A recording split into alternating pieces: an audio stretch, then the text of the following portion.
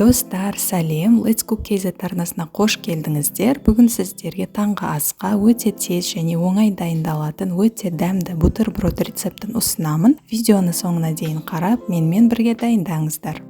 Ең алдымен мінекей осындай кішігірім шұжықты майда 4 бұрыш етіп тураймыз.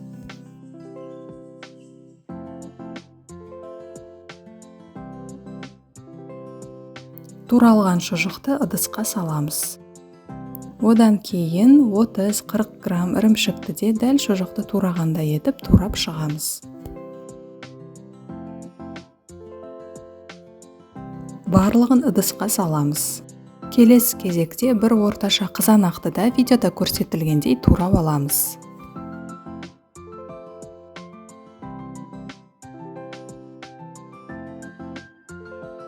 Бұны да ыдысқа саламыз. Ал қазір кішкене майонез, тұз, кептіріліп ұнтақталған сарымсақ пен паприка қосып, барлығын жақсылап араластыру керек.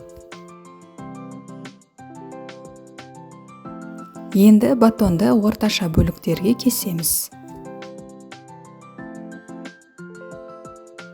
Және әр бөлікке салмадан молынан саламыз. Бутербродты алдын ала 200 градус қызып тұрған пешке 10 минутқа саламыз. Мінекей достар, өте дәмді таңғы ас дайын. Бұл таңғы ас әсіресе кішкентай бүлдіршіндерге қатты ұнайды. Міндетті түрде дайындап көріңіздер. Салмасын өз қалауларыңызша өзгертсеңіздер болады. Видеоны қарағандарыңыз үшін көп рахмет. Лайк басуды ұмытпаңыздар. Келесі кездескенше аман сау болайық.